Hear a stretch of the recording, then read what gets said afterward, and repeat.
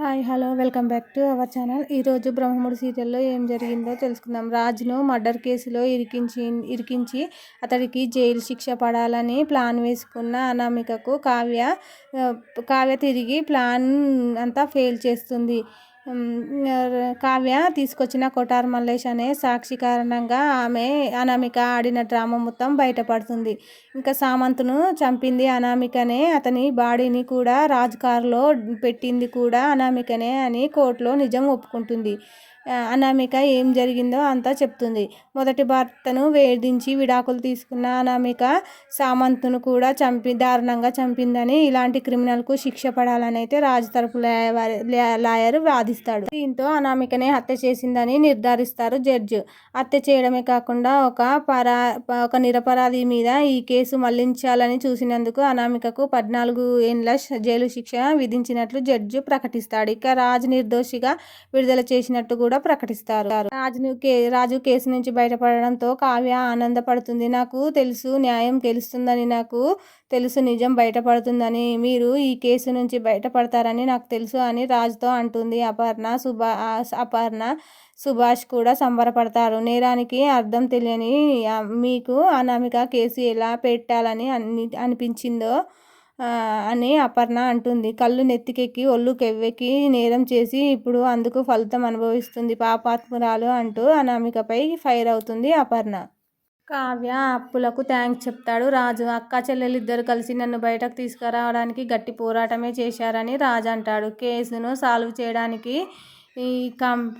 కంప్లీట్గా అప్పు ఎక్కువ కష్టపడిందని కావ్య అంటుంది. అరెస్టు చేసిన చేతులతోనే నిన్ను అప్పు బయటకు తీసుకొచ్చిందని అపర్ణ సుభాష్ కూడా అప్పుకు థ్యాంక్స్ చెప్తారు. పోలీసుగా తప్పు చేసిన వాళ్ళను అరెస్టు చేయడం ఒక ఎత్తు అయితే, తప్పు చేయని వాళ్ళను అరెస్టు చేయడం నరకం అని, నిరపరాధి అయిన మిమ్మల్ని అరెస్టు చేసిన తప్పు నన్ను వేధించిందని, వీలైనంత తొందరగా మిమ్మల్ని బయటకు తీసుకురావాలని అనుకున్నాను. ఆ ప్రయత్నంలోనే సక్సెస్ అయ్యానని రాజుతో అప్పు అంటుంది.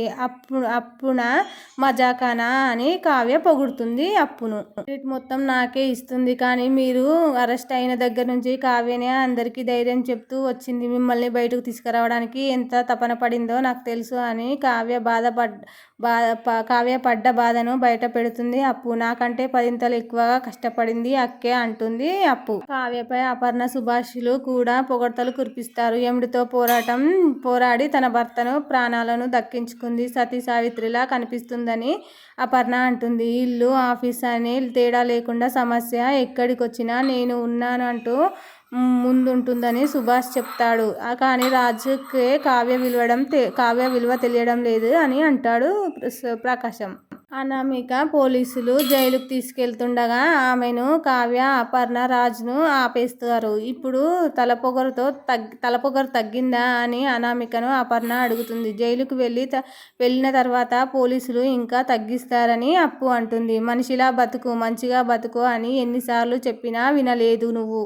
ఇప్పుడు 14 ఏళ్ళు నీ జీవితం జైలు గోడలకు అంకితం చేయాల్సి వచ్చిందని అనామిక సెటైర్లు వేస్తుంది. కావ్య, ఇన్నాళ్ళు నిన్ను చూస్తే కోపం వచ్చేది కానీ ఇప్పుడు జాలి వేస్తుంది అని కావ్య అంటుంది. ఇన్నాళ్ళు ఏసీ గదిలో బతికావు, ఇప్పుడు ఫ్యాన్ కూడా లేని గదిలో బతకాలి. ఇక్కడ జల్సాలు చేశావు, అక్కడ చాకరీ చెయ్యాలి అని భవిష్యత్తును అనామికకు చూపిస్తుంది కావ్య. తప్పుడు కేసు పెడితే నేను అరెస్ట్ అవుతాను, కానీ నిజం బయటపడితే నువ్వు హంతకురాలు అవుతావు కదా, ఇంత చిన్న లాజిక్ ఎలా మిస్ అయ్యావని అనామికను అడుగుతాడు రాజు. అనామికకు మనుషుల జీవితాలతో ఆడుకోవడం మాత్రమే తెలుసని, తనను మోసం చేసి పెళ్లి చేసుకుందని కళ్యాణ్ను కోపంగా సామంత్ను వలలో వేసుకుందని, ఇప్పుడు అతడిని చంపి నీ కేసు నీపైన పెట్టి ఇంకో అమాయకుడి జీవితంలోకి వెళ్ళాలని అనుకుందని కళ్యాణ్ అంటాడు.